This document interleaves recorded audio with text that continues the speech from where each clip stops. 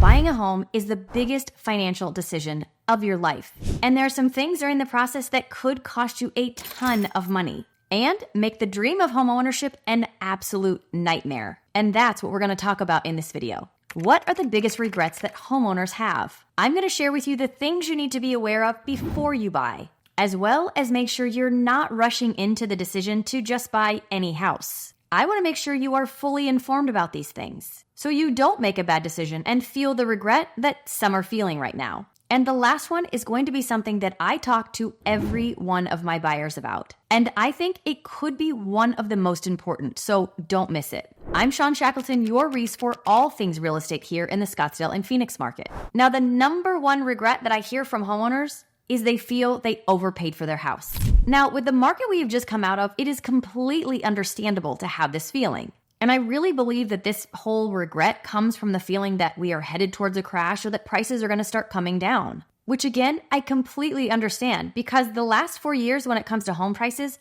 have been completely bananas. But what I always tell people is that if you are planning on staying in your home for 7 years or more, you will be fine, even if the prices fluctuate a bit. We have seen this hold true in the Phoenix area for a long time now. Yes, you have to take out the great financial crisis because that was an anomaly. The other thing you have to think about to put this all into perspective is that if you bought a home between 2020 and mid-2022, your interest rates were likely between about 2.5% and 5%. So your mortgage payment is something that you can handle. Now, let's just say that you bought your home now for $25,000 less, but your interest rate is at 7%.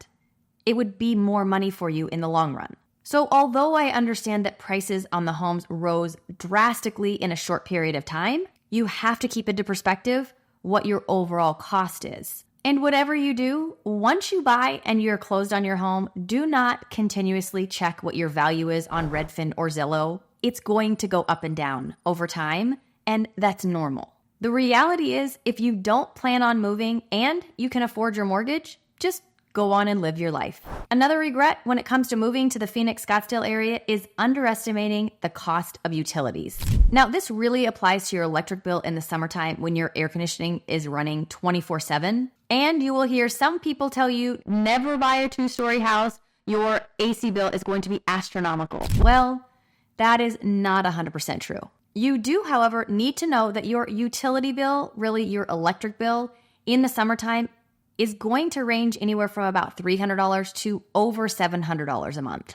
Just a couple things to note about this. The age of your air conditioning units can play a role in the overall cost, as well as the direction that your home faces, which is something that many buyers don't take into account. Now, to be completely transparent, our air conditioning bill in 2024 did go up pretty significantly. So this is something that you need to calculate into your overall expenses if you're thinking about moving here. Now, if you don't want to see those big swings in your overall electric bill, you can talk to the utility company and be put on more of an equalizer plan. This way, you're paying the same amount every single month throughout the year. Then there are other plans where you've got peak hours and off-peak hours. So you know the difference in the cost, and you can actually reduce your electric usage during those peak hours. I think it's always good to have a conversation with the utility company once you get here so that you can understand what the best plan would be for your family's usage. This way, you are saving the most amount of money possible. Now, something that I think is really important to note when we're talking about high electric bills,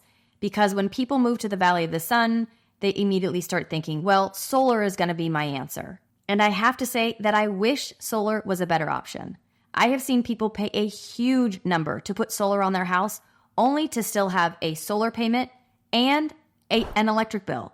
So it ends up becoming a wash when you start to look at the numbers in reality. Overall, solar is not the end-all be-all answer for this. So before you go running to the solar companies to talk to them about putting solar on your house, who are happy to take your money, do your research on this first and watch the video that I made about solar. And don't just watch and listen to what I say, read the comments below. You'll be shocked at what these other people say about solar. So piggybacking on this regret a little bit is people regret not understanding what the overall maintenance cost of a home here in Arizona is. Our harsh desert climate can be rough on houses, leading to the possibility of higher than expected maintenance costs for things like landscaping, roofing, and your HVAC. Now, it is very important for you to make sure that your HVAC systems are maintained twice a year. And if you do this, then your HVAC systems really can last 20 plus years here. Now, when it comes to landscaping, our vegetation can grow pretty fast here. So you need to make sure that you stay on top of having your trees and your bushes trimmed.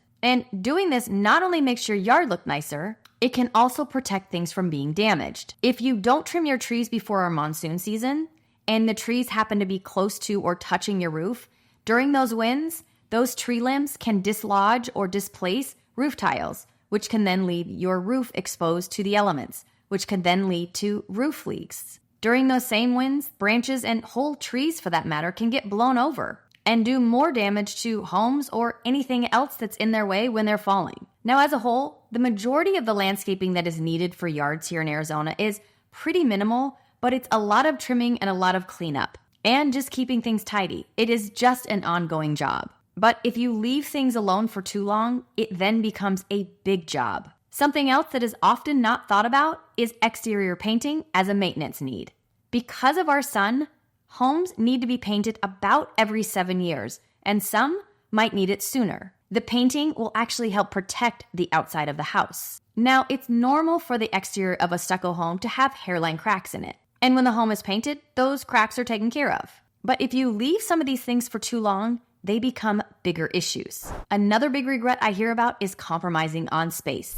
And this is something that is so important. Oftentimes when a buyer is thinking about a house, they're usually thinking about bedrooms and bathrooms or the square footage. Now, this is a good place to start, but if you're only wanting a 3-bedroom or 2,500 square foot home, and you find a 4-bedroom or a 3,000 square foot home, as long as it's within your budget, I would still look at it. That additional bedroom could be used as a guest room for family that doesn't live nearby. Or it could be used as a playroom for your kids, or maybe a home office. And that extra square footage could just give you a little bit of extra space. The reality is, you need to be thinking about how you are going to be living in that new home.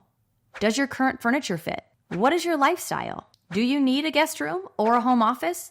Are you thinking of starting or growing your family? All of this needs to be thought about before you start compromising on size, whether that be too small or too big. Another regret I hear about is not researching the neighborhood enough or finding out if there are any future development plans. Knowing about the neighborhood you're choosing to live in is really important. Now, the agent you're working with will probably be able to tell you a little bit about the neighborhood, but the best advice I give people is drive around the neighborhood. Look for people. If someone's out walking around, stop them. Ask them what it's like to live in the neighborhood. Do they like it? What do they wish they knew before they moved in? This is going to give you some really good insight into the overall neighborhood. Your agent should also be giving you the buyer advisory, which has clickable links in it where you can search crime, schools, and a lot of other things that are really important for buyers to know before they buy. Now, this document is for the entire valley, but you can drill down into the communities and the neighborhoods that you're looking in. Now, whenever you're looking in a neighborhood, it's important to know if there's any future development that's coming. Could this be a hindrance or could it be a benefit to you within the neighborhood you're looking within? This is going to be a big deal in certain areas of the valley. In Scottsdale, we don't have a lot of future development because we don't have a lot of land left. But if you're looking out in Queen Creek or you're looking in Buckeye or you're looking in Peoria, those areas have a lot of future development coming. So it's really important to know what that is and how you feel about it. Do you think it's going to be a positive or a negative for you if you live there? Another regret is the commuting distance between work and home. Now, the Phoenix metro area is really big. So before you go and decide on where you want to live, you need to know where you're going to work. Because if you choose to live in one area and you're working all the way on the other side of the Phoenix metro area, which is really big, it could take you an hour and a half to get there one way. Now, it's also important to know the direction of traffic because we have certain areas where you might be driving, say, a half an hour, but you're driving against traffic. So it might be a far drive, but you're not going to be in bumper-to-bumper traffic. Now, the good news about Phoenix is that we have a lot of different employment corridors. So you will likely have a lot of different options for where you would like to live. But if you are open to the drive, just make sure you actually make that drive when you would actually be doing it for work, the same time of day. This way you will have a really good feel for what it's going to be like before you actually make the commitment to having this drive every single day. Because like I said, in Phoenix, we have a lot of different options for not only employment corridors, but where you live. Because if you don't like to drive, that commute could get old really fast. Now, one of the biggest regrets that I hear from homeowners after the "I paid too much for my house" regret is that they didn't put enough thought into resale when they bought the house. Now, I know this might sound a little silly, especially to those that are thinking that I'm buying this house and I am never moving again, but I have seen this happen all too often. And it is something that I talk to every single one of my buyers about. When you are looking at a home to purchase, you have to keep your eyes open to the things that another buyer could look at as an objection. And sometimes it's my job to point them out. Does the house back a busy road? Does it have 2-story homes all around it looking into the backyard so you have no privacy? Is the floor plan a little wonky and not straightforward and functional so that future buyers would have a hard time understanding how to utilize the space? All of these things could make a home hard to sell in the future, which means that if and when you're ready to sell your home, you will have to take all of this into consideration when you're talking about price, as well as what kind of timeline it's going to take to sell the house. Again, this is something that I talk to every one of my buyers about. There are some things where I will push back on them and I will tell them, I don't think this is the best decision for you, even though I know you love the house. But in the future, what I see is this is going to be hard to sell. I even have some repeat clients that kind of make a joke about it. They'll look at me and they'll show me a house just to see if I continually say no to it, because they know I've taught them this house is not going to be a good thing for you when it comes to reselling it. And I want the house that they buy to be easier to sell in the future, because ultimately that will make them more money. Now, if you'd like to learn more about homes that you should stay away from, make sure you watch this video. As always, I thank you for watching and I'll see you next time.